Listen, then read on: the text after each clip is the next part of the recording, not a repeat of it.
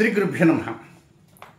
2025 July 11వ తేదీ శుక్రవారంతో ప్రారంభమై 20వ తేదీ ఆదివారంతో అంతమయ్యేటువంటి జూలై నెల రెండవ 10 రోజులలో వృషభ రాశిలో జన్మించిన జాతకులకి ఫలితాలు, సూచనలు, సలహాలు క్లుప్తంగా 3 పాయింట్లలో తెలియజేయబోతున్నా. ముందుగా ఒక ముఖ్య గమనిక. కర్మ ప్రభు ఆయనే ఎవరు? శని మహాదేవుడు, శనిగ్రహం. ఆయన కర్మ ప్రభు. ఆయన ప్రస్తుతం మీనరాశిలో, అంటే మీకు 11వ స్థానంలో, లాభస్థానంలో ఆయన సంచారం చేస్తున్నాడు. ఆయన భారత కాలమాన ప్రకారం 13వ తేదీ ఆ రోజు ఆదివారం సాయంత్రం 4:01 రివర్స్ మోడ్లోకి వచ్చేస్తాడు. ముందుకు వెళ్ళేవాడు యూటర్న్ తీసుకుంటాడు. ఆ యూటర్న్ తీసుకొని ఎన్నో యూటర్న్కు ముందుకెళ్తాడు. 138 రోజుల పాటు వెనక్కి నడుస్తాడు. 138 days అలా నడిచి 2025 నవంబర్ 28వ తేదీ వేకుంజామున 4:16 ఆయన మళ్ళా ఆ రివర్స్ మోడ్ నుంచి బయటకు వచ్చేస్తాడు. అంటే ఫార్వర్డ్ మోషన్లోకి వస్తాడు. ఈయన 120 రోజులు ఏం చేస్తాడు ఈ పెద్ద మనిషి అనుకుంటారా? అందరి చిట్టాలు తీస్తాడు. ఆయన కర్మ ప్రభువు గనక ఆయన వక్రగమనంలో ఉన్న సందర్భంలోనే ఎవరెవరు ఏమేం చేశారు, ఎవరెవరు పాపాలు చేశారు, ఎవరెవరు పుణ్యాలు చేశారు, ఎవరెవరు తప్పు ఆలోచన చేశారు, ఎవరెవరు మోసపు ఆలోచన చేశారు, ఎవరిని ఏ విధంగా శిక్షించాలి, ఎవరిని ఏ విధంగా రక్షించాలి అనేటువంటి విషయంలో ఈయన చాలా లోతుగా అధ్యయనం చేస్తూ ఆయన ఫైల్ మీద సంతకాలు పెట్టేస్తాడు. ఒక్కరోజు 2 రోజులు కాదు, 138 days, డే అండ్ నైట్, 24/7. అది ప్రతి సంవత్సరం జరిగేదే. ఈ సంవత్సరం జరుగుతుంది. అయితే ఈ సంవత్సరం మరొక స్పెషల్ ఏమిటంటే చెప్తా వినండి. ప్రస్తుతం కుజుడు కేతువు సంఘర్షించుకుంటున్నారని చెప్పాం. పిశాచ యోగం. ఆ పిశాచ యోగం నవంబర్ 28వ తేదీకి వెళ్ళిన తర్వాత జూలై 28కి వెళ్ళంగానే అక్కడ ఏం జరుగుతుంది అంటే 4 వ్యతిరేక గ్రస్తులు వస్తున్నాయి. అదేమిటంటే ఆ సోకాల్డ్ శని, ఈ కుజుడు ఎదురుగా, అంటే సమసప్తక స్టేజ్ అంటారు, ఎదురుగా 90 degreesలో ఎదురుగా చూస్తుంటారన్నమాట. ముఖాముఖిగా సమసప్తక స్థితి. అంటే వాస్తవానికి 360 degrees ఉంటుంది. అది మొత్తం దాంట్లో సగం అంటే 180 degrees. నేను చెప్పండి, మీకు గుర్తు కోసం చెబుతున్నా. ఎదురుగా ముఖాముఖి, ఫేస్ టు ఫేస్ ఇద్దరు ఉంటారు. అలాగే రాహువు కుజుడికి షష్ఠాష్టకాలు అంటారు. వాళ్ళిద్దరు కూడా మరొక సమస్య. అలాగే ఈ శని కేతువు కూడా షష్ఠాష్టకాలు అంటారు. అలాగే 4వ స్థితి ఏమిటంటే కేతువు కుజుడు ఇద్దరు కూడా దీర్ఘద్వాదశాలు. మొత్తం 4 భాగాలు ఉన్నాయి, వేరు ఘటనలు. ఇప్పుడు కుజకేతుల సంఘర్షణ ఒకటి అనుకుంటే రేపు 4 రాబోతున్నాయి. శని కుజుల డైరెక్ట్ ఆస్పెక్ట్, ఒకరిని చూసి ఒకరు చూస్తారు. కుజరాహువులు, షష్ఠాష్టకాలు, ఇలాంటివి కొన్ని ఉన్నాయి కనుక కొంచెం మన జాగ్రత్తలు అధికంగా తీసుకోవాలి. ఇది సెకండ్ పాయింట్. థర్డ్ పాయింట్ ఏంటంటే ఈ కుజకేతు సంఘర్షణ సందర్భంగా ప్రత్యేకంగా ఒక హోమశాంతి కార్యక్రమం లోక కళ్యాణం కోసం నేను చేద్దామనుకున్నా. ఇప్పుడు ఈ జూలై 22 తర్వాత ఆలోచన చేస్తా. ఆ భగవతి ఇచ్చినటువంటి అనుగ్రహం వల్ల ఏమంటే అయ్యా గార్గే సిద్ధాంతి దీనికంటే ఇంకొక నెల ఆగిన తర్వాత ఇప్పుడు కుజకేతు సంఘర్షణ ఒకటే ఉంది, అప్పుడు 4 ఉంటాయి సంఘర్షణలు. ఏంటంటే కుజకేతువుల యొక్క దుర్ద్వాదశాలు, కుజరాహువుల యొక్క షష్ఠాష్టకాలు, శనికేతువుల షష్ఠాష్టకాలు, శని కుజుల సంసప్తకాలు, 4 స్టేజెస్ ఉన్నాయి కనుక ఆ కార్యక్రమం చేయన్న కారణంగా దీన్ని వాయిదా వేసుకుని ఆ మంచి సమయం కోసం వేచి చూస్తున్నాను. అది లైవ్ ఇవ్వడానికి ప్రయత్నం చేస్తాను. ఎవరు కూడా రూపాయి కూడా దానికి ఇవ్వాల్సిన అవసరం లేదు. ఆ ఖర్చుతో నేనే భరాయించుకుంటాను. తప్పకుండా ఎవరి గోత్రనామాలతో వారు ఆ రోజున లైవ్లోనే చెప్పుకోవచ్చు. ఇది గమనిక. నెక్స్ట్ గమనిక ఏమిటంటే ఆగస్టు నెలలో రాజమండ్రిలో నేను 1 రోజు అపాయింట్మెంట్స్ ఇస్తాను. ఆగస్టు నెలలోనే ఒరిస్సా స్టేట్లో భువనేశ్వర్ 1 రోజు అపాయింట్ ఇస్తాను. అలాగే ఢిల్లీలో కూడా 1 రోజు అపాయింట్ ఇస్తాను. 1 రోజు రాజమండ్రి, 1 రోజు భువనేశ్వర్, 1 రోజు ఢిల్లీ. ఈ 3 రోజుల్లో ఉంటాయి.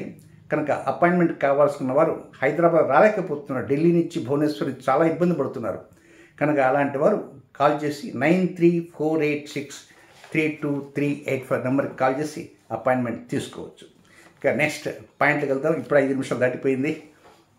వృషభ రాశి వారికి తొలి పాయింట్ ఏంటంటే 11వ తేదీ ఉదయం నుంచి 15వ తేదీ రాత్రి 11:59 వరకు టైం అంతా కూడా చాలా అనుకూలంగా ఏదో మనకు లబ్ధి వస్తుంది, మనం ముందుకు వెళ్ళడానికి అవకాశాలు వస్తాయి, నారు పోసిన వాడు నీరు పోయక మానతాడా అనేటువంటి కొండంత ధైర్యంతో ఉంటారు. అయితే 11వ తేదీ మాత్రం కొద్దిగా ఏదో అనీజీగా ఉన్నట్లుగా అనిపిస్తుంటుంది. అదే పెద్ద చెప్పుకోదేని కాదు. కాసేపు కొంత మా నాన్నగారు ఏమనుకుంటున్నారు, నాకు అదృష్టం ఎలా ఉంటుందో, అదృష్టం పడిపోతుందేమో, ఏదో బాధ, తెలియని బాధ. కనుక ఆ 11వ తేదీ ఉన్న ఆ బాధని మర్చిపోండి. 12, 13, 14, 15 12, 13, 14, 15 4 డేస్. ఈ 4 డేస్ చక్కగా లైఫ్ అడ్మినిస్ట్రేషన్ కావచ్చు, లాభస్థానం కావచ్చు, కెరీర్ కావచ్చు, ఉద్యోగం కావచ్చు, వ్యాపారం కావచ్చు, వ్యవహార నిర్ణయాలు కావచ్చు, కొనుగోలు కావచ్చు, ఏదైనా ఒక ముఖ్యమైనటువంటి ఎంగేజ్మెంట్స్లో మీది ప్రధాన పాత్ర కావచ్చు, ఎక్కడైనా కొంచెం లబ్ధి బాగా రావటానికి మీదే పైచేయిగా ఉన్నట్లుగా అనిపిస్తుంటుంది. ఇదంతా చక్కగా అనుకూలంగా ఉంది కాబట్టి no problem at all, proceed కావచ్చు. ఆ తర్వాత నెక్స్ట్ పాయింట్, రెండవ పాయింట్ ఏంటంటే 15వ తేదీ రాత్రి 11:59 నుంచి 18వ తేదీ వేకుంజామున 15 రాత్రి 11:59 సేపు 12 గంటలు అనుకుందాం. 15 రాత్రి 12 గంటల దగ్గర నుంచి 18వ తేదీ వేకుంజామున 3:40 వరకు ఉండే టైం అంతా కూడా ఇది డబ్బు చేతిలో ఉన్నవారికి కొంత ఇబ్బంది ఉంటుంది, లేని వారికి ఇబ్బంది ఉంటుంది. ఉన్నవారికి ఏమి ఇబ్బంది అనవచ్చు, కానీ ఒక్కోసారి డబ్బు ఉన్నా కూడా ఆ సమయానికి ఏదో ఇబ్బంది ఉంటుంది, లేని వారికి ఎట్లా ఇబ్బంది ఉంటాయి పాపం. కనుక ఇక్కడ డబ్బు ఉన్నా లేకున్నా ఇబ్బంది మాత్రం తప్పదు. కొంత ఆలోచనలు వక్రంగా ఉంటాయి. అప్పుడు అనుకుంటారు, చేసుకున్న వాళ్ళకి చేసుకున్నంత మహాదేవ, నేను అనవసరంగా దాన్ని గెలికాను, దాని ప్రభావమే ఇదేమో అనుకుంటారు. అనుకునేం లాభం? కర్మ ప్రభు ఎంటర్ అయిపోయాడు.